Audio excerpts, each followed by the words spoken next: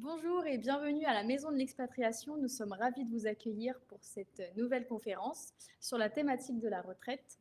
Je vais faire un rapide rappel de la Maison de l'Expatriation. Donc, c'est un lieu éphémère qui est ouvert jusqu'au 17 juillet. Donc, si vous n'avez pas encore pris rendez-vous pour votre projet de départ, n'hésitez pas.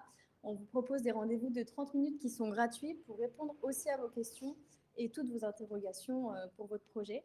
Donc aujourd'hui, nous sommes en compagnie de Rachida Kassi de la CFE, Aurélie Brière du CLES et Alexis de Saint-Albin de chez Malakoff Humanis. Donc, ils répondront à vos questions à la fin de la conférence. Et bonne conférence.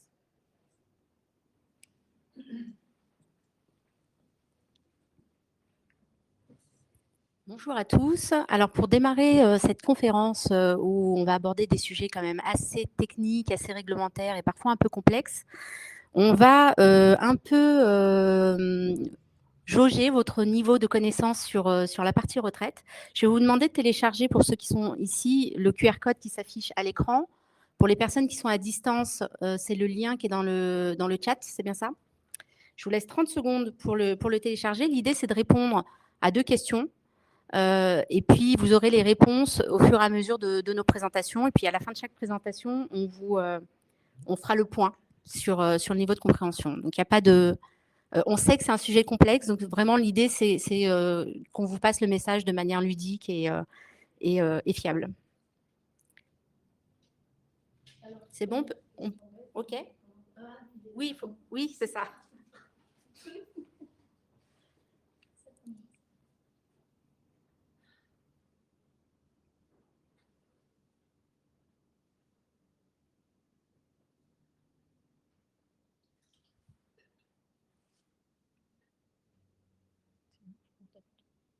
Oui, c'est bon. Donc, normalement, il y a la première question qui s'affiche pour ceux qui ont téléchargé le QR code. Je vais la lire à voix haute. Si je pars travailler à l'étranger, est-ce que je reste affiliée à la sécurité sociale? Oui, dans tous les cas. Non. Cela dépend de mon statut. Je ne sais pas. Je vous laisse quelques instants pour répondre. Je ne vais pas tout de suite donner la réponse. On la verra après. Je vois qu'il y a encore des personnes qui répondent.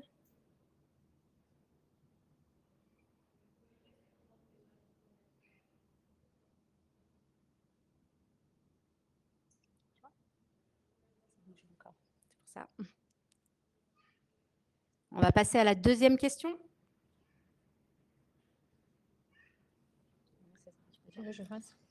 Bonjour à tous.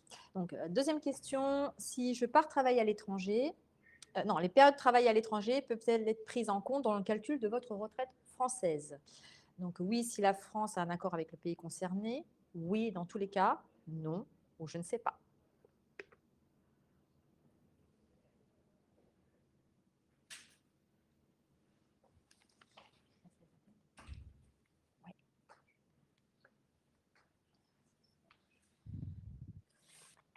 Donc les réponses dans nos présentations.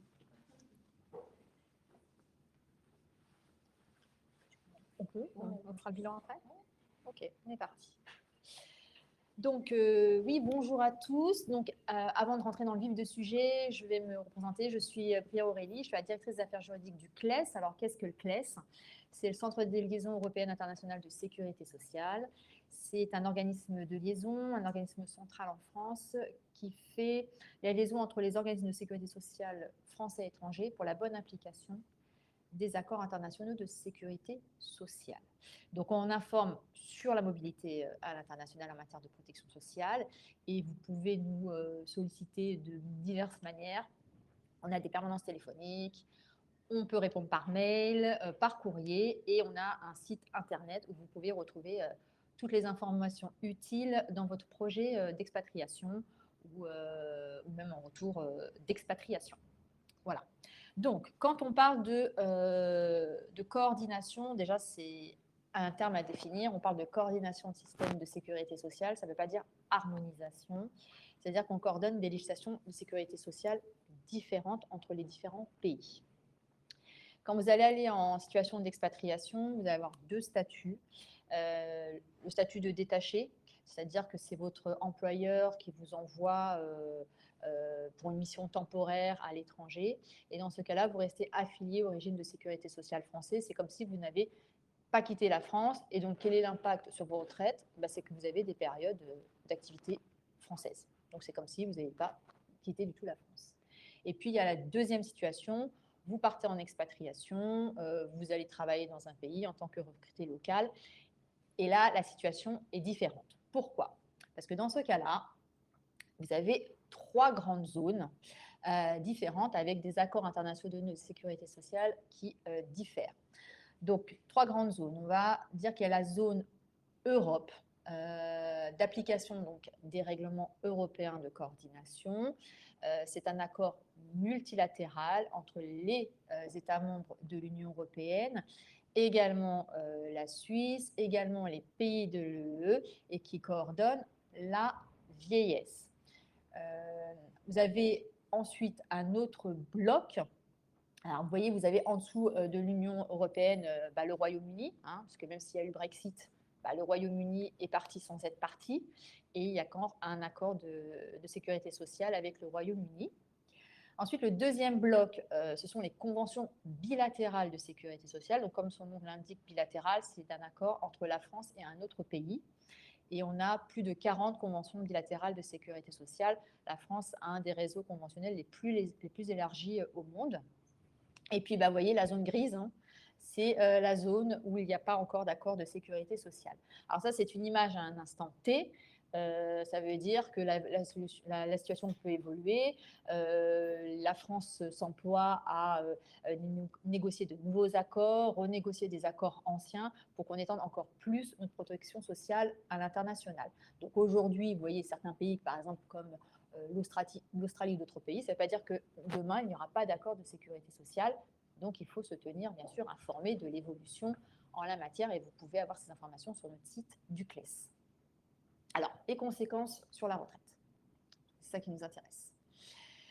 Lorsqu'on va partir travailler dans un des pays de l'Union européenne ou au Royaume-Uni, ou, je dis bien dans un pays avec lequel la France a une convention bilatérale de sécurité sociale, les périodes vont pouvoir être totalisées, c'est-à-dire qu'on va pouvoir prendre en compte vos périodes de travail à l'étranger dans le calcul de votre retraite française.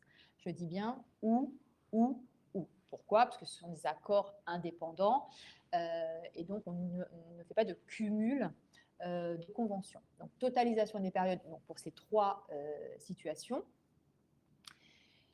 Et il n'y a pas, donc, comme je le dis, de totalisation des périodes. Donc, évidemment, si vous avez été dans un pays où il n'y a pas de convention bilatérale de sécurité sociale, on ne prendra pas en compte vos périodes d'activité travaillées dans ce pays-là. Je prends un exemple aujourd'hui. Je pars travailler, on va dire, en Australie, puisque j'avais pris cet exemple précédemment. Mes périodes d'activité aujourd'hui ne seront pas prises en compte dans ma retraite française, puisqu'il n'y a pas d'accord de sécurité sociale avec l'Australie. Donc, toujours à l'instant T. Donc, pas de totalisation des périodes, c'est-à-dire qu'on ne prend pas en compte vos périodes d'activité à l'étranger lorsqu'il n'y a pas d'accord de coordination. Ou si vous avez travaillé dans plusieurs pays, notamment si vous avez travaillé dans un pays de l'Union européenne et dans un pays où il y a une convention bilatérale de sécurité sociale, puisque c'est des accords indépendants, ou alors dans 2 pays où il y a un accord de sécurité sociale, parce que c'est aussi 2 accords indépendants, sauf, parce qu'il y a toujours une règle, il y a toujours une exception, bien évidemment, sauf si ces accords prévoient la prise en compte de périodes dans un État tiers. Donc, on vous a mis des petits exemples parce que c'est assez technique. Vous voyez là les petits schémas. Normalement, on ne totalise pas, c'est-à-dire qu'on n'additionne pas vos périodes, c'est ça. On n'additionne pas vos périodes entre l'Union européenne et une convention bilatérale, sauf s'il y a des États tiers. Et vous voyez, par exemple, dans l'exemple, France, Portugal, Brésil, on va totaliser vos périodes. Pourquoi? Puisqu'il y a un accord entre la France et le Portugal, il y a un accord entre la France et le Brésil, et il y a un accord entre le Brésil et le Portugal. Donc, on additionne le tout. C'est la même chose, le même raisonnement entre 2 conventions. Si les conventions prévoient la prise en compte dans un État tiers, on vous a mis un exemple. il y a une convention entre la France et l'Argentine, il y a une convention entre la France et le Brésil, il y a une convention entre le Brésil et l'Argentine, donc on fait un tout. Voilà. Donc ça, c'est sur la prise en compte de vos périodes. Quand on dit totalisation des périodes, j'attire votre attention parce que c'est souvent une question qui nous revient, on parle de totalisation de périodes d'assurance. C'est-à-dire que quand vous allez aller travailler à l'étranger, les salaires que vous allez percevoir à l'étranger ne seront pas pris en compte dans le calcul de votre salaire annuel moyen. On ne prend en compte que des périodes d'assurance. Autre information importante, les périodes d'assurance, elles sont validées par les pays dans lesquels vous avez travaillé, selon la gestion du pays en question. Donc, au moment de la retraite, les organismes de sécurité sociale français en matière de retraite et les organismes étrangers en matière de sécurité sociale de retraite vont s'échanger les périodes, mais les périodes françaises, elles ont été validées sur la législation française. Les périodes, par exemple, accomplies en Argentine, elles ont été validées selon la législation argentine. Voilà, donc c'est important de le mentionner. Qu'est-ce que je peux vous... voilà, les petits impacts et surtout les choses à savoir. Je pense que voilà, sur la coordination et sur la totalisation des périodes, donc période d'assurance, pas de salaire. Donc oui, donc je reviens sur les salaires, c'est-à-dire que si vous avez travaillé moins de 25 ans en France, parce que vous savez, votre calcul de retraite, on prend en compte les 25 meilleures années. Si vous avez travaillé moins de 25 ans, on prendra l'équivalent de vos périodes, enfin de vos années. Hein. Par exemple, si vous avez 18 ans, ça sera 18 ans, mais on n'ira pas prendre les salaires perçus dans le pays dans lequel vous avez travaillé. Donc, ce n'est que de la totalisation de période d'assurance. Ça vous évite quand même d'avoir des trous dans la carrière. Hein. Donc, évidemment, dans les pays où il n'y a pas de convention de sécurité sociale, il n'y a pas de coordination, chaque pays va calculer sa retraite. Et donc, effectivement, dans ces pays-là, même si c'est une réalité à un instant T, on a tout intérêt à s'assurer volontairement. Et je vais laisser du coup la parole à Rachida pour qu'elle explique. Oui, alors avant, si tu veux bien, on va regarder les, bien sûr. Oui, bien sûr. Voilà, les réponses. Mais oui, oui, oui. Alors, si vous vous remettez sur l'application, vous allez voir un peu les réponses, excuse-moi.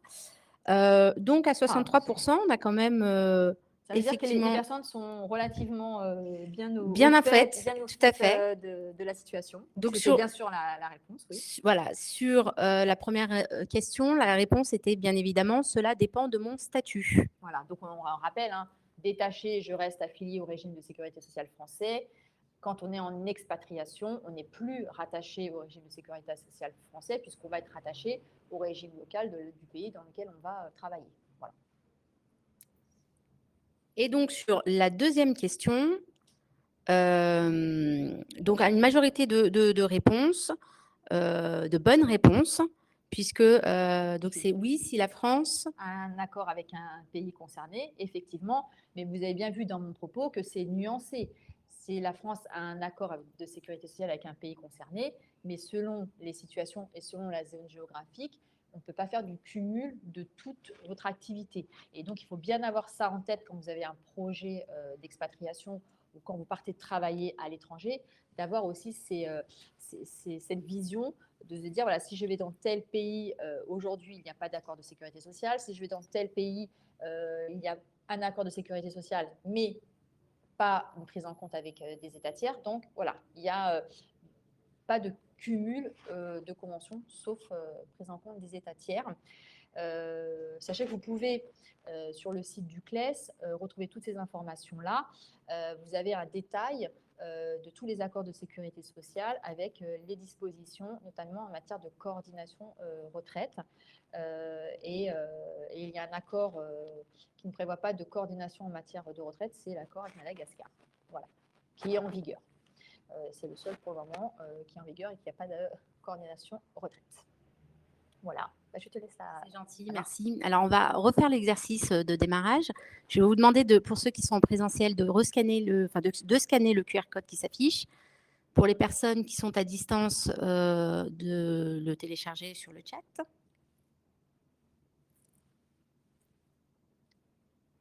Dès que vous êtes OK, on va passer donc à la première question. Oui, je vais la lire. Alors, Merci. la première question. Quand vous quittez la France, c'est celle-ci. Oui, c'est ça. Ah. Quand vous quittez la France, êtes-vous automatiquement affilié au régime de retraite de base français? Donc, oui. Non, il faut cotiser volontairement. Oui, mais seulement dans l'Union européenne. Je ne sais pas.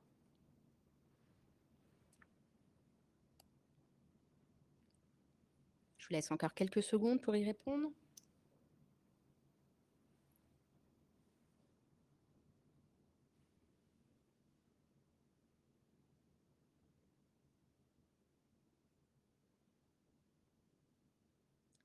On va passer à la deuxième question. Deuxième question. Quel est l'un des principaux avantages de cotiser volontairement à la retraite de base via la CFE? Bénéficier d'une retraite complémentaire, maintenir une continuité de vos droits à la retraite française, obtenir une pension de retraite plus élevée. Pardon. Je pensais qu'il y avait une autre, réponse. J'attendais, je ne sais pas. C'est pour ça. J'attendais le je ne sais pas. J'attendais pas parce que je pensais qu'il y avait un je ne sais pas, mais il n'y avait pas un je ne sais pas. Alors, effectivement, Aurélie a dit beaucoup de choses. Moi, ça va juste être complémentaire par rapport à tout ce qui a pu être dit. Quelques mots peut-être sur la CFE, je ne vais pas être très longue, on vous enverra les slides de toute façon et vous aurez un maximum d'informations sur nos différents sites internet. La CFE, donc la Caisse des Français de l'étranger, c'est un organisme de sécurité sociale qui a pour objectif de couvrir les Français qui résident à l'étranger. Donc résider à l'étranger, c'est déclarer une résidence principale à l'étranger, donc c'est aller vivre ou travailler à l'étranger. Donc, on est donc un organisme de sécurité sociale. On est régi par un conseil d'administration composé de 21 membres, tous pour la plupart expatriés, enfin en tout cas qui résident à l'étranger. Et notre rôle, comme je le disais, c'est de couvrir les mêmes prestations que la sécurité sociale pour les Français de l'étranger. Donc, sur la partie santé, donc c'est rembourser des soins à l'étranger et également en France. La partie prévoyance avec la partie accident du travail et maladie professionnelle. Et enfin, la retraite, qui est l'objet de cette présentation aujourd'hui, sachant que la CFE est le seul organisme ou la seule entité à pouvoir permettre aux personnes qui exercent une activité salariée à l'étranger de pouvoir continuer à cotiser à la retraite dans les mêmes conditions que s'ils étaient restés en France. Donc, on a vu cette partie convention où on vous dit que effectivement ces conventions vous permettent d'éviter d'avoir finalement des trous dans votre carrière et de pouvoir reconstituer l'intégralité de votre carrière, mais ça ne prend pas en compte les salaires que vous allez percevoir à l'étranger. Donc la CFE, donc je passe un peu sur tous ces éléments-là, vous les retrouverez. Ce qui nous intéresse, c'est la retraite. Donc, pour cotiser à la retraite par le biais de la CFE, il faut impérativement exercer une activité salariée. Pourquoi? Parce que la CFE, en fait, représente la Caisse nationale d'assurance vieillesse. Donc, quelque part, en fait, en cotisant à la CFE, c'est comme si vous continuiez à cotiser à la Caisse nationale d'assurance vieillesse. Donc, nous, on est juste collecteur des cotisations et on les reverse une fois par an à l'assurance retraite. Donc, ce qui vous permet, donc quand je dis que ça vous permet de cotiser dans les mêmes conditions que si vous aviez travaillé en France, c'est que ça vous permet à la fois d'alimenter votre compteur de trimestre, mais également de prendre en compte le salaire. Et donc, si votre salaire fait partie des 25 meilleures années de salaire, ou si effectivement vous n'avez pas 25 années de travail en France, c'est important de pouvoir cotiser par le biais de la CFE. Voilà ce que je voulais vous dire sur ce slide. Oui, donc pour pouvoir cotiser à la CFE, donc il faut être soit né en France, soit avoir déjà travaillé en France. Donc il faut avoir au moins cotisé à un système d'assurance maladie au moins 5 ans, même de manière discontinue, sachant que les périodes étudiantes comptent, ou d'avoir au moins cotisé 6 mois avant le départ d'expatriation. En fait, l'idée, c'est quoi? C'est d'avoir déjà au moins cotisé à la retraite pour que ça fasse sens de pouvoir continuer à vouloir cotiser et à ne pas perdre de trimestre. On l'a vu avec la présentation d'Aurélie. Donc, il y a certains pays où il n'existe pas de convention, où la solution, c'est de pouvoir cotiser à la CFE, ou il peut aussi, si vous avez une carrière multi-pays, donc si vous partez dans plusieurs pays et que vous travaillez dans ces pays-là, soit donc des pays où il n'y a pas de convention ou des pays où il y a des conventions et l'Europe, c'est ce que disait Aurélie, s'il n'y a pas de convention, comment tu appelles ça, avec un État tiers, c'est ça? Une prise en compte d'État tiers, vous ne pourrez pas cumuler l'ensemble des trimestres travaillés dans les 2 pays ou dans les 3 pays, peu importe le nombre de pays que vous avez fait.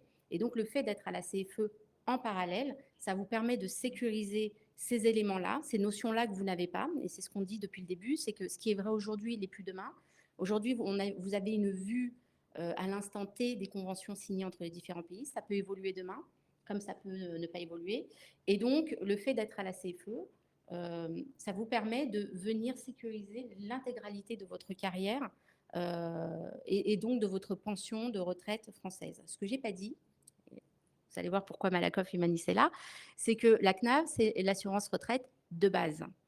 Et donc, en France, on cotise à l'assurance retraite de base et à l'assurance retraite complémentaire. Donc, je ne vais pas tout de suite vous dévoiler le pourquoi du comment, mais ça fait une introduction. Ça fait, ouais, c'est ça, parce que du coup, voilà, je pense que j'ai tout dit. Il y a les éléments, enfin, vous allez retrouver tous ces éléments-là sur le site de la CFE.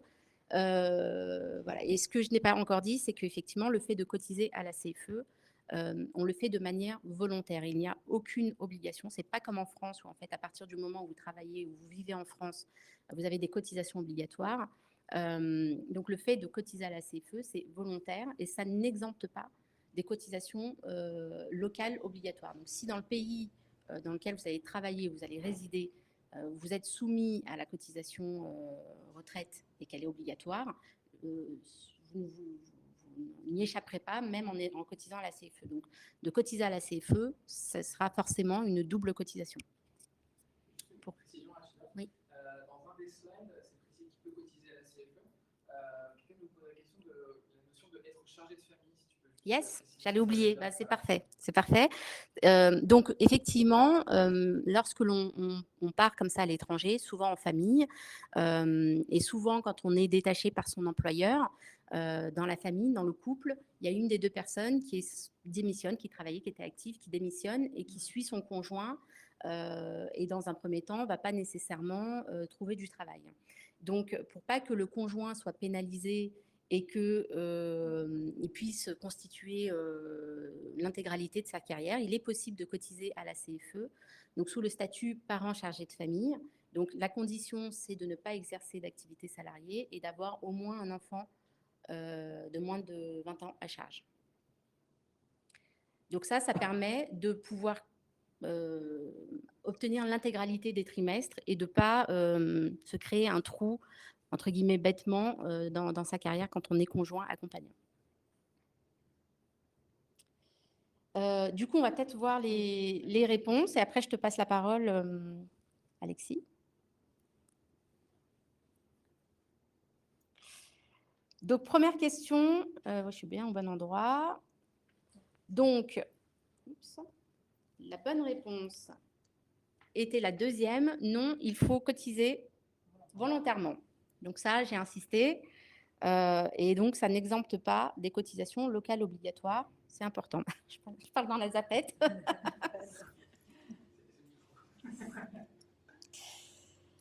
Deuxième question. La réponse, c'est maintenir une continuité. Je ne sais pas la suite. Dans vos droits à la retraite complémentaire. Non, pas la retraite complémentaire, à la retraite française. Je suis déjà dans mon intervention.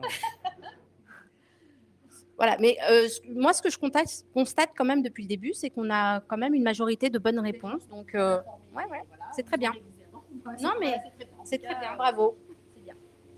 Alors, même exercice, avant de passer la parole à Alexis, voilà, il y a un QR code aussi à télécharger. Je vous laisse 30 secondes pour le faire.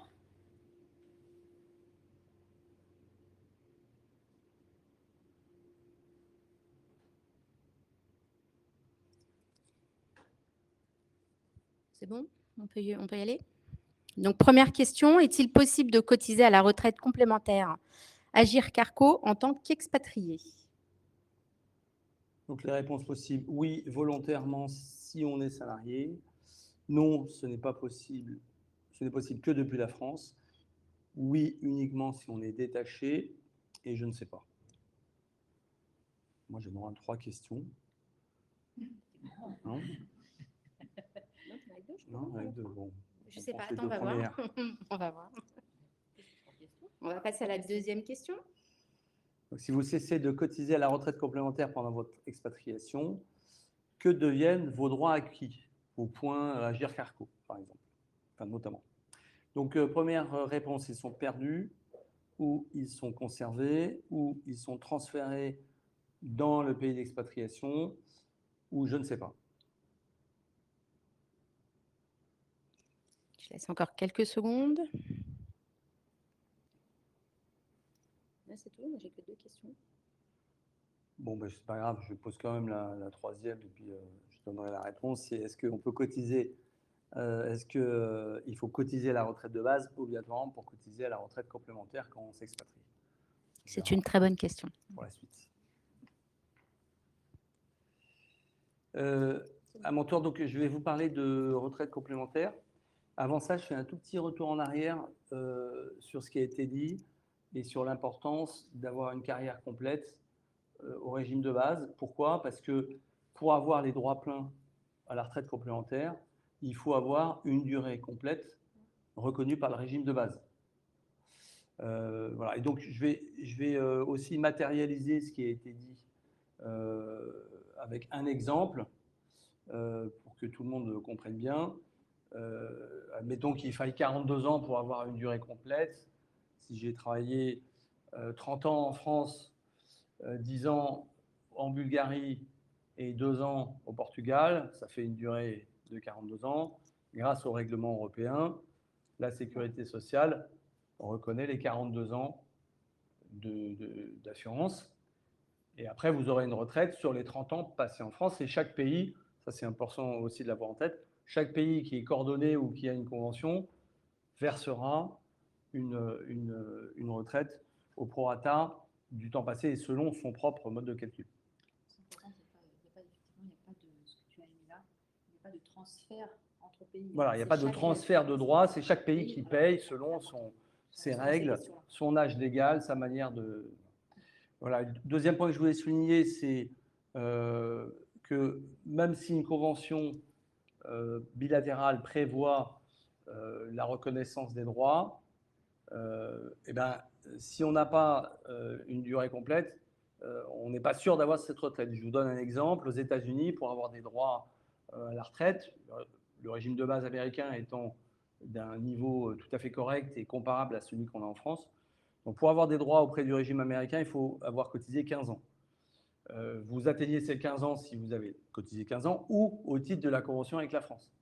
Bon, mais si vous avez travaillé dans plusieurs pays qui ne sont pas coordonnés, qui ne sont pas des pays tiers, hein, et que vous ne liquidez pas votre retraite au titre de la convention franco-américaine, et que vous avez passé que 5 ans aux États-Unis, bah les États-Unis ne compteront que 5 ans, et donc vous n'aurez pas ou peu de retraite américaine. Alors que si vous liquidez vos droits grâce à la convention bilatérale franco-américaine, les États-Unis reconnaîtront les périodes françaises.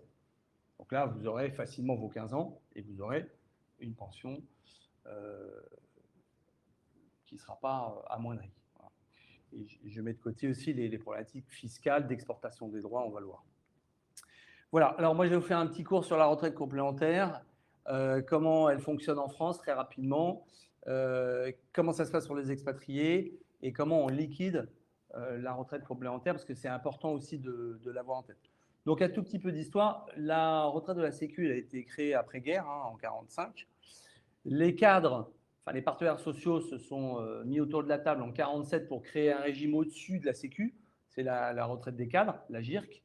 Et puis quelques années après, les non-cadres ont fait la même chose en se disant la retraite de la Sécu n'est pas suffisante. D'où l'existence pendant très longtemps de caisses cadres, des caisses non-cadres, de la GIRC Arrco. Voilà. Tout ça, ça a été fusionné et depuis 2019, il y a un régime unique qui est le régime Agirc Arrco. Voilà. Et donc, tous les salariés en France cotisent obligatoirement via leur employeur à une caisse du régime Agirc ou Arco. Voilà, quelques chiffres. Il y a, c'est les chiffres de l'année dernière, je crois, 20 millions de cotisants en France, 13,7 millions de retraités et un budget annuel d'à peu près 100 milliards d'euros. Budget qui est reversé puisque le régime complémentaire, Agirc-Arco, fonctionne par répartition, c'est-à-dire que ce sont les cotisations des actifs qui financent les retraites des retraités. Voilà, c'est un système par points qui est assez simple. On en a beaucoup parlé ces dernières années pour envisager de l'étendre, mais finalement, ça n'a pas été fait. Le salaire est transformé, donc le salaire, à partir du salaire, pardon, on calcule les cotisations. Les cotisations, tous les ans, sont transformées en points Agirc-Arco. On accumule tous ces points au long de sa carrière. Et quand on liquide ses droits, on totalise tous les points, on multiplie par la valeur du point, ça nous donne notre pension. Donc, c'est un système qui est assez simple. Et c'est un système paritaire à but non lucratif, c'est-à-dire que c'est géré par les partenaires sociaux, et bien entendu à but non lucratif, puisqu'on ne rémunère pas d'actionnaires.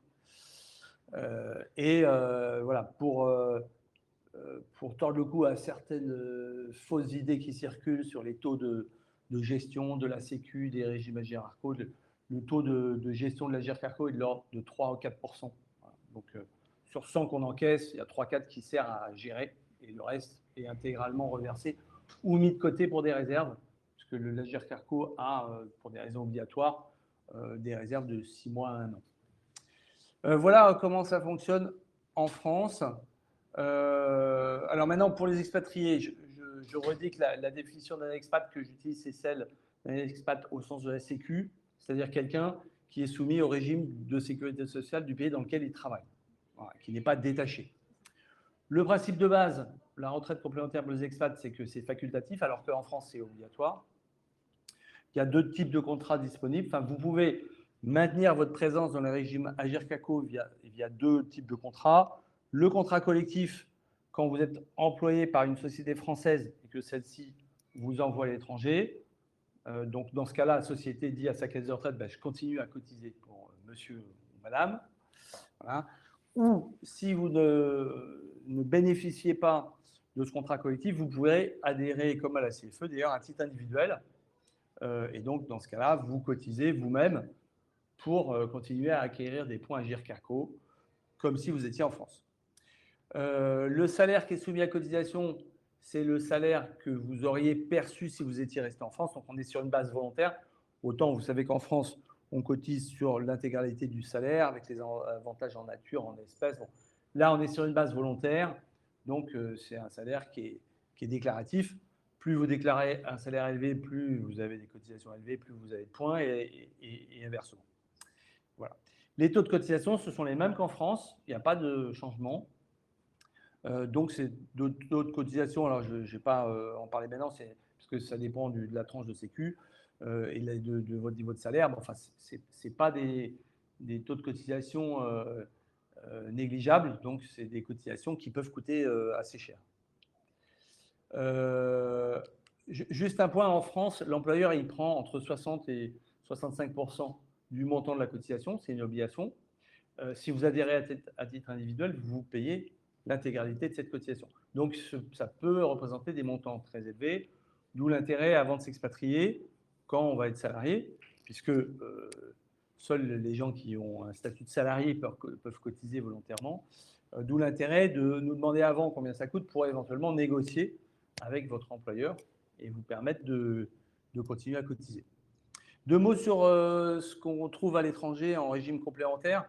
Même si la retraite complémentaire, c'est un terme un peu franco-français, vous avez des régimes où il n'y a qu'un bloc, et à l'étranger, vous avez des systèmes avec plusieurs blocs. Mais bon, on a des systèmes très variés qui, souvent, sont des systèmes par capitalisation liés à l'employeur, qui ne sont pas forcément obligatoires. Hein. Vous pouvez avoir des conditions de présence dans le pays, de présence dans la société pour bénéficier de retraite complémentaire. Donc, bon, des systèmes aussi variés qu'il y a de pays dans le monde, pour simplifier les choses. Certains systèmes sont très sécurisés avec des normes de sécurité pour préserver le capital très strictes. D'autres, c'est un peu plus olé olé, donc ça représente peut-être un risque un peu plus élevé. Les quelques points de vigilance que je donnerais, c'est l'accès au régime quand vous êtes à l'étranger. Donc, ce n'est pas obligatoire que vous puissiez bénéficier d'une retraite complémentaire. Donc, ça, il faudra vérifier avant vos départs ce que le pays pourra vous faire bénéficier. Le deuxième point, c'est un terme un peu barbare, c'est la portabilité des droits. Mais ça veut dire, est-ce que vous pourrez récupérer votre retraite ou votre capital facilement quand vous aurez quitté le pays. Certains pays, par exemple, disent pour avoir une retraite et bénéficier de vos droits, il faut résider dans le pays. Ou alors, vous pouvez exporter votre retraite, mais vous avez une fiscalité qui est pénalisante, et donc vous aurez un abattement, et donc l'intérêt est beaucoup moins. Donc, vérifiez quelle est la portabilité des droits.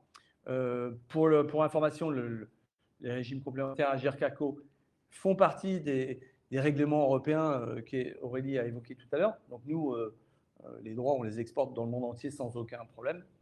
Voilà. Et une petite partie de régimes complémentaires européens font partie aussi de la coordination, mais il n'y en a pas beaucoup. Voilà. Et le dernier point, je l'ai un peu évoqué, c'est la fiscalité. Attention de voir quelles seront les conditions pour récupérer soit un capital si le régime fonctionne par capital, soit une pension si c'est un capital qui est ensuite converti en rente. Il faudra voir quelle est la fiscalité qui s'applique pour pas que ça soit prohibitif pour vous. Voilà, donc l'avantage de continuer à cotiser au régime français, au régime Agirc-Arrco, c'est la sécurité, y compris fiscale, puisque ces points que vous allez acquérir vont se cumuler aux points que vous avez déjà acquis en France, si vous avez déjà travaillé avant, ou aux points que vous allez acquérir le jour où vous reviendrez en France et vous aurez une activité salariée. L'avantage, c'est la continuité, donc vous n'avez pas de questions à vous poser 20 ans après d'aller récupérer votre fonds de pension qui est à Singapour. Ah ben oui, mais j'ai oublié mes numéros de sécu, la banque a déménagé, elle a fusionné, donc vous ne récupérez pas votre capital. Bon, ça, c'est en France bien au chaud avec vos autres points à Agirc-Arrco. Et puis le rendement, je vais en parler quand même rapidement, puisque beaucoup, et d'ailleurs c'est dans l'actualité, parlent de retraite par capitalisation qui pourrait être le Graal et la solution pour les régimes. Donc, moi, j'ai rien contre un régime par capitalisation qui peut avoir bien des avantages. Néanmoins, si vous faites le ratio entre la pension que rapporte un an de cotisation Agirc-Arrco par rapport à ce que vous avez payé, on est de l'ordre de 5 à 5,5%. Et donc, alors avec les paramètres d'aujourd'hui, bien sûr, mais donc on est sur des rendements qui sont loin d'être négligeables, alors que sur un régime par capitalisation, pour avoir ce type de rendement, il faut placer sur des horizons assez lointains et souvent sur des supports plus risqués, tels que les actions plutôt que les obligations. Voilà. Donc, une certaine sécurité aussi financière. Les points d'attention, c'est la part employeur. J'en ai parlé tout à l'heure. Votre employeur étranger, il ne participera pas. Donc, ça peut être très cher. Donc, ça, il faut vérifier avant ce point-là. Et puis, le coût est élevé, je viens de le dire. Voilà. Alors, modulo le fait que vous pouvez choisir le salaire soumis à cotisation. Mais bon, ça ne sert à rien de cotiser sur un salaire très bas si vous avez un salaire très élevé. Et inversement. Donc, il faut bien voir ces points avant le départ. Et Malakoff Humanis. Alors, pourquoi on est là? Parce que dans le groupe Malakoff Humanis, on a la caisse de retraite dédiée aux expats, parce que c'est une gestion un peu particulière pour les expatriés. Et donc, nous donnons la possibilité aux futurs expats ou aux expats de continuer à cotiser à un régime Agirc-Arrco. Voilà pour ma part. Alors, juste si je peux me permettre de un peu compléter ce que tu dis en parlant de sécurité sur cette construction de retraite de base et retraite complémentaire, y compris à l'étranger, l'espérance de vie augmente. La retraite par capitalisation, l'un n'empêche pas l'autre. D'un côté, on est sur une retraite par mutualisation, de l'autre côté, sur une retraite par capitalisation. Quand on parle de sécurité, ça va aussi avec l'espérance de vie. Donc, les actions, ça peut être très, très risqué. On peut tout perdre d'un coup. Alors que là, on peut avoir une pension. Peu importe le montant de la pension, elle sera versée jusqu'à la fin de sa vie. Et ça, c'est quand même important. Et ça ne se compare pas, en fait. Mais c'est pour ça que je dis l'un n'empêche pas l'autre. D'un côté, on joue la sécurité. De l'autre, on joue le risque. On va regarder la réponse, les réponses aux questions. Donc, peut-être qu'on peut commencer par la dernière question qui n'était pas dans Faut-il cotiser l'application. la retraite de base pour cotiser la retraite complémentaire? Non. Nous, on a 2 conditions pour cotiser volontairement aux caisses de retraite Agirc Arrco quand on est expatrié. Il faut répondre à l'une de ces 2 conditions. Soit je cotise à la retraite de base, ou j'ai déjà cotisé à une caisse de retraite quand j'étais en France. C'est l'un, soit l'autre. L'idée, c'est de permettre une continuité des droits. Donc, la réponse à la première question qui était « Est-il possible de cotiser à la retraite complémentaire en tant qu'expatrié ?» La réponse est oui, si on est salarié. De manière volontaire. Et la réponse à la deuxième question, si vous cessez de cotiser à la retraite complémentaire pendant votre expatriation, que deviennent vos droits acquis? Alors, les droits acquis, c'est les points Agirc Arrco que vous avez acquis si vous avez travaillé en France avant. Ils sont gardés bien au chaud par votre caisse de retraite. Et puis, vous en aurez le bénéfice lorsque vous liquiderez vos droits, vous prendrez de votre retraite, une fois rentré en France ou pas d'ailleurs. Voilà. Et donc, l'idée, c'est de terminer cette conférence avec une petite vidéo générée par l'IA avant la session de questions-réponses qui reprend en quelques secondes les idées principales. Et puis, si après tout ça, vous avez encore des questions, on y répondra avec plaisir. Bonjour, je m'appelle Élodie, j'ai 67 ans et je vis une retraite paisible à Madagascar. J'ai travaillé en France jusqu'à mes 40 ans, puis nous sommes partis vivre au Portugal avec mon mari. J'y ai trouvé un travail et je me suis demandé ce que deviendraient mes cotisations retraite en France. C'est là que j'ai découvert la CFE, qui me permet de continuer à cotiser à la retraite de base française ainsi qu'à la retraite complémentaire avec Malakoff Humanis. 4 ans plus tard, nous sommes partis au Kenya, un pays sans convention avec la France. J'ai poursuivi mes cotisations à la CFE et à Malakoff Humanis. Grâce à ces choix, j'ai pu valider tous mes trimestres et conserver mes droits. Aujourd'hui, je touche ma retraite complète, versée chaque mois, même ici à Madagascar, et je ne regrette pas une seconde. Merci, madame.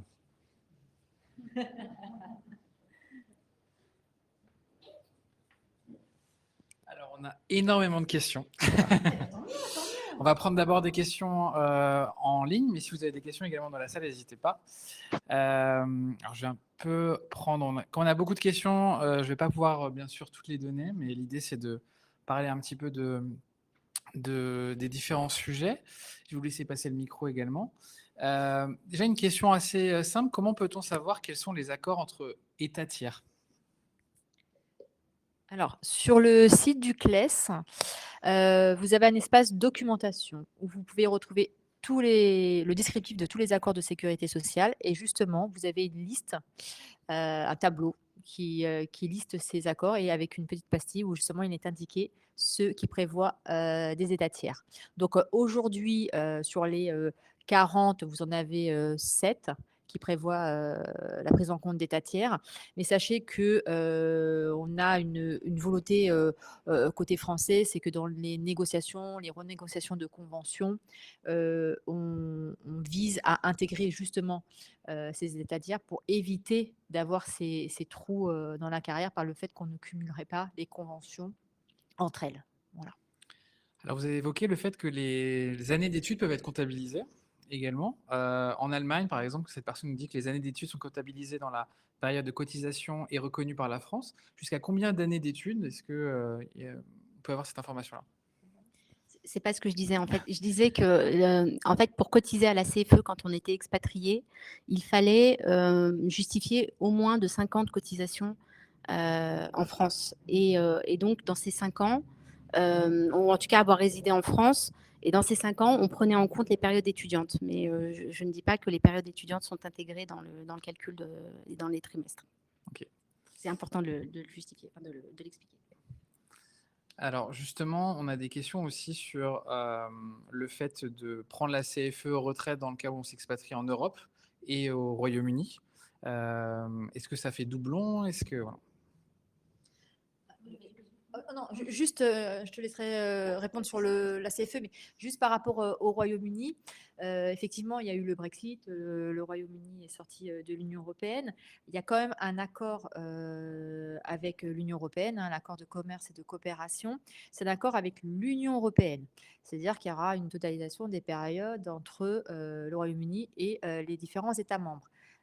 Mais il n'y a pas d'accord aujourd'hui entre le Royaume-Uni et les pays de l'UE. Il n'y a pas d'accord entre le Royaume-Uni et la Suisse, alors qu'avant, il y avait un grand tout, puisque c'est chaque accord. Donc, effectivement, une cotisation volontaire peut s'avérer utile. Oui, et effectivement, donc en Europe, oui, ça fera doublon, mais c'est ce qu'on dit depuis tout à l'heure dans les accords, ça permet uniquement de prendre en compte les trimestres, enfin de cotiser pour ces trimestres, et pas pour, ça ne prend pas en compte le salaire perçu à l'étranger. Oui. Oui, j'ajouterais que le Royaume-Uni a parmi les pensions les plus basses en Europe, que le régime de base, le Basic Pension qui est coordonné, est l'équivalent du minimum vieillesse en France, voire un peu moins. Donc, ce qu'il faut regarder, c'est aussi s'il y a un régime complémentaire. Et je dirais, oui, proportionnellement, si vous cotisez 2 fois, c'est-à-dire de manière obligatoire au régime britannique et à la CFE, ça vous fera aussi une double pension. Donc, ce n'est pas à perte. Donc, toute cotisation à la CFE ou en ARCO viendra en plus de la pension que pourra vous verser le pays. Donc, si c'est une pension très basse, ce n'est pas une mauvaise idée. Juste compléter ton propos. Sachez que quand vous partez en expatriation, il faut avoir plusieurs choses en tête. Il faut avoir déjà, donc, dans le pays où vous allez, est-ce qu'il y a un accord de sécurité sociale? Comme le dit Alexis, aussi le régime de protection sociale qui est offert par ce pays-là.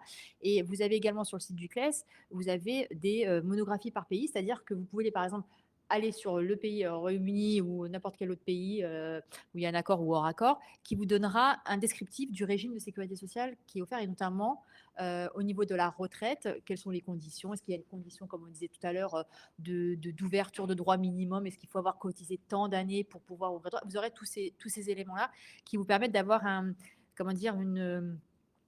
esprit éclairé avant de faire cette démarche d'expatriation. Alors, dans le cas d'une cotisation CFE et Malakoff Humanis, est-ce que c'est les périodes et les salaires qui sont pris en compte ou juste les périodes?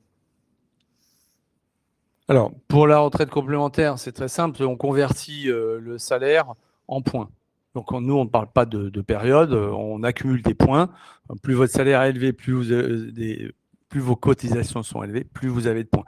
Vous pouvez acquérir en 5 ans autant de points qu'en 10 ans si vous avez un très gros salaire. Voilà. Et par contre, je laisse Rachida ou Aurélie répondre pour le régime de base. Oui, et donc, côté CFE, effectivement, les salaires sont pris en compte pendant toute la période cotisée à la CFE. Je voulais juste essayer de remettre... Alors, on a une question, je profite pour poser Oui, une autre vas-y, question. Quelqu'un qui a cotisé en France, en Suisse, en Autriche, en Allemagne, et qui demande en fait, est-ce qu'elle doit déclencher sa retraite dans chaque pays où elle a justement travaillé, ou elle doit le faire uniquement avec un seul pays? Non, il y a une coordination au niveau de l'Union européenne, c'est les règlements européens de coordination. Quand on dit coordination, on dit une coordination pour risque vieillesse, mais une coordination au niveau des démarches aussi. Cette personne-là ne va pas devoir faire une demande dans chaque pays. Elle devra déposer sa demande soit à l'institution de son lieu de résidence, soit à son pays de dernière affiliation. C'est un choix, elle a le choix. Et les organismes entre eux s'échangeront de manière dématérialisée, puisque aujourd'hui les échanges dans l'Union européenne se font de manière dématérialisée. S'échangeront les données, les formulaires, et chacun se communiquera la période d'assurance dans chaque pays et fera son calcul, et elle aura un versement de chaque pays qui correspond aux périodes qu'elle a travaillé dans les pays. Il faut aussi savoir que selon les pays, on n'a pas un même âge de départ à la retraite. Voilà. Pas d'inquiétude. Ah, loin de là. C'est-à-dire que en coordination, vous allez déposer votre demande de retraite et obtenir vos droits à la retraite au moment où vous remplissez les conditions au fur et à mesure des pays en question. Et la coordination le prévoit bien. Hein. Donc, il n'y a pas d'inquiétude. On a bien, enfin, c'est bien prévu que chaque pays a son âge de départ à la retraite différent. J'ai plusieurs questions qui reviennent un peu à la même chose sur la question des conjoints suiveurs. Justement, comment faire pour continuer à cotiser dans le cas où on a un conjoint suiveur? S'il ne travaille pas, Ouais. Effectivement, dans le cas où effectivement, il n'exerce pas d'activité à l'étranger, c'est la CFE de manière volontaire. Très bien. J'ai des questions aussi justement sur la question, enfin sur le cas où on est dans un pays où il y a une convention en fait bilatérale avec la France. Comment ça se passe? Est-ce qu'il y a un intérêt justement à cotiser à la CFE, à des complémentaires également ou pas forcément? dans le cadre des conventions bilatérales de sécurité sociale, ce que je disais tout à l'heure, c'est en fait chaque législation va valider les périodes selon sa propre législation. Hein, d'accord. Donc c'est pour ça qu'avant de partir, il faut s'informer sur le régime de sécurité sociale, voir les conditions, voir s'il y a des conditions de durée d'assurance minimum pour pouvoir avoir le droit. Je ne peux pas dire qu'on ne peut pas s'assurer volontairement puisqu'en je veux dire, voilà, la personne, il faut qu'elle se renseigne. Dans le cadre des conventions, dans les pays où il n'y a pas de convention, certainement, ça c'est évident. Il faut plutôt s'assurer volontairement, justement, après toujours en vérifiant un instant T. Dans les conventions, ce qu'on a dit depuis le début, c'est que c'est une convention bilatérale. Voilà. Donc ça veut dire que vous allez aller dans un pays, mais après, si vous allez travailler dans un autre pays, il n'est pas dit que vous aurez un cumul de toutes les conventions. Et c'est là où ça devient plus compliqué pour la retraite, puisqu'il peut y avoir des trous. Puisque qu'est-ce qui va se passer concrètement, hein? Je prends un exemple pour que tout le monde comprenne. J'ai travaillé en France, j'ai travaillé, on va dire, en Argentine et j'ai travaillé en Côte d'Ivoire, par exemple. Voilà, merci Alexis. Eh ben, au moment de la retraite, qu'est-ce qui va se passer concrètement? C'est que la caisse de retraite va calculer une retraite dans le cadre de la convention franco-argentine, va calculer une retraite dans le cadre de la convention franco-ivoirienne. Elle va regarder les deux et elle servira le montant le plus élevé. Mais elle ne fera pas une totalisation du tout. Et donc, vous voyez bien, là, vous avez très vite compris que forcément, vous n'aurez pas une retraite complète. Et donc là, effectivement, selon votre parcours de vie, la CFE ou pas l'assurance volontaire peut s'avérer utile. Voilà. Mais pas dans tous les cas. Donc, je ne peux pas vous dire que dans tous les cas, il faut. Voilà.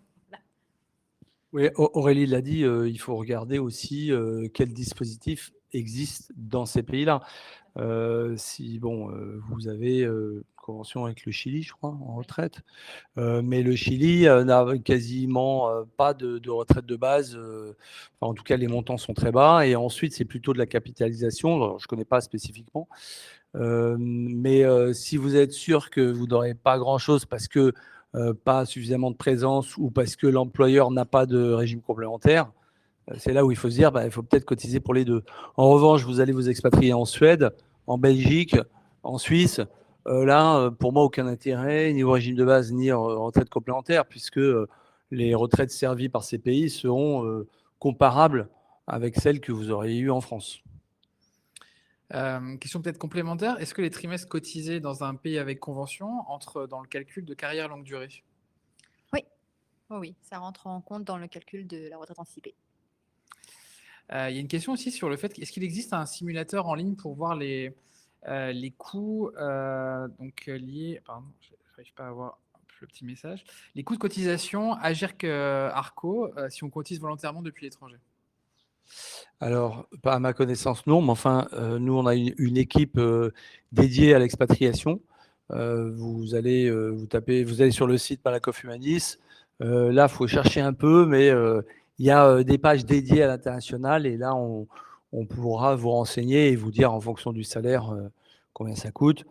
Si on veut faire un calcul, mais vraiment très, très rapide, les taux de cotisation, c'est à peu près 8% jusqu'au plafond de la Sécu qui est de 44 000, c'est ça. Donc c'est 8% jusqu'à 44 000 et au-delà de 44 000, on est plutôt dans les 23% de cotisation.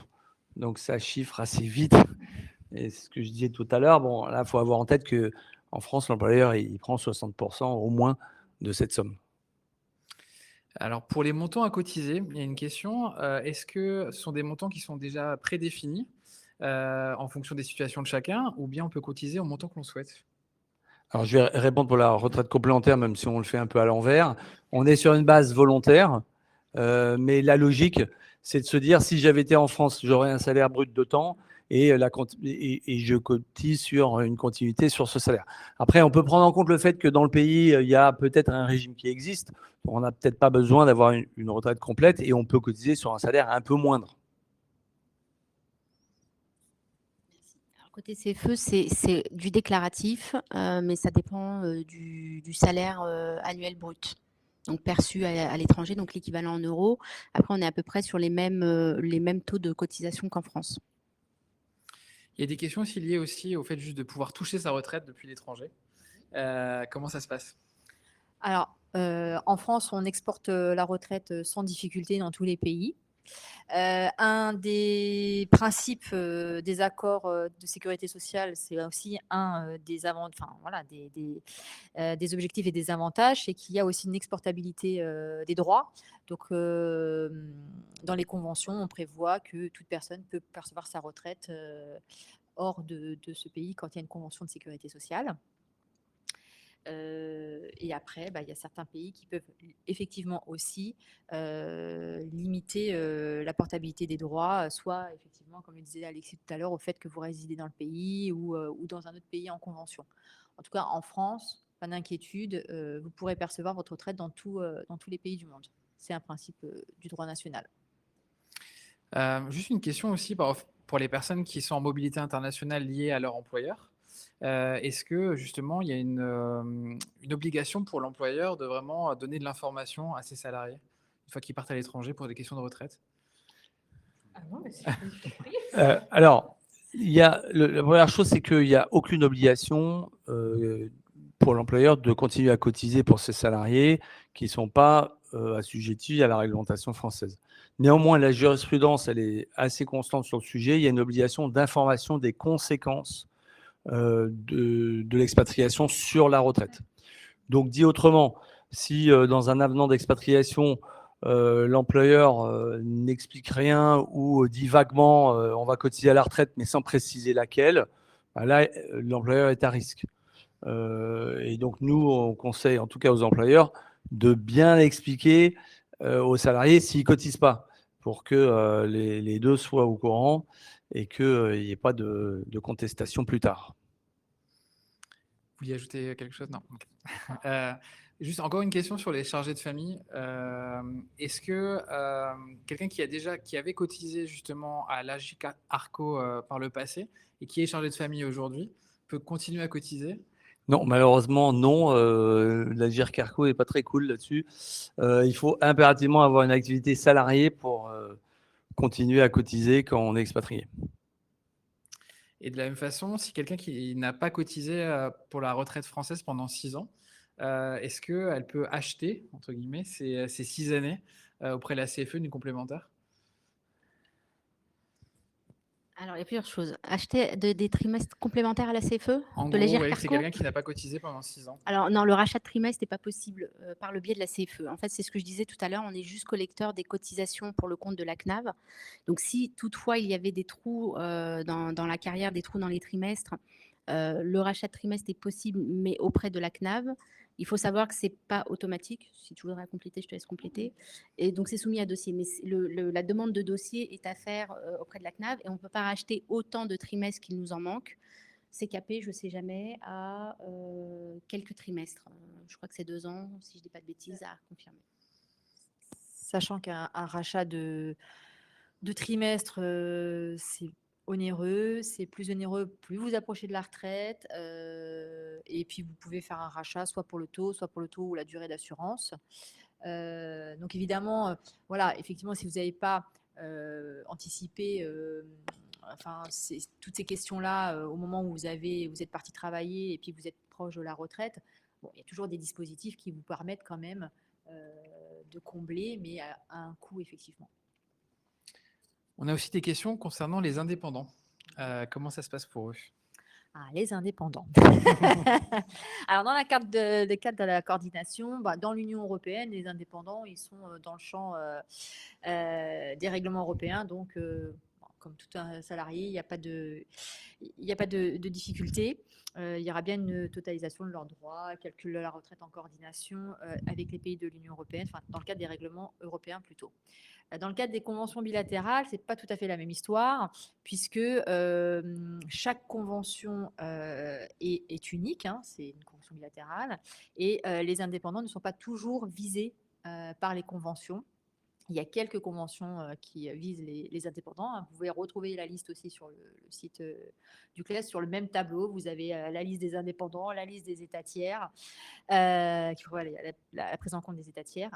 Et qu'est-ce qui se passe dans ce cas-là? C'est si vous avez une convention où les indépendants sont bien visés, il y aura totalisation des périodes sans difficulté. S'ils ne sont pas visés par la convention, il n'y aura pas d'application de la convention. Et qu'est-ce que ça veut dire concrètement? C'est qu'au moment de la retraite, les périodes d'indépendance ne seront pas prises en compte. Et il faudra qu'ils déposent leur propre demande auprès du régime indépendant pour avoir leur retraite au titre de leur activité indépendante. Et on a une dernière question. Je rectifie. Au niveau national, puisqu'on a toujours, dans le cadre de la retraite, on a toujours un calcul de la pension nationale et après on a un calcul de la pension en coordination. Le calcul de la pension nationale en France, vous aurez bien sûr toutes les périodes d'activité seront prises en compte, ce qui est travaillé en salarié, en indépendant, etc. C'est au niveau de la coordination où les périodes d'indépendance, si la convention ne prévoit pas, ne seront pas prises en compte. Voilà. On a une dernière question, en tout cas sur la partie chat. N'hésitez pas ensuite pour les personnes qui sont en présentiel. Est-ce qu'il y a le principe de reversion quand on est expatrié? Si un conjoint décède, par exemple, est-ce qu'on peut aussi bénéficier de la reversion des droits de retraite? Ah oui, si une personne, si un assuré a travaillé à l'étranger, a eu une pension au titre de son activité française avec un pays à l'étranger qui a une pension en coordination, bien sûr, à son décès, il y aura l'étude d'une pension de réversion qui n'est pas automatique, qui est aussi sujette à demande, qui est soumise à conditions de ressources, conditions aussi administratives sur le mariage.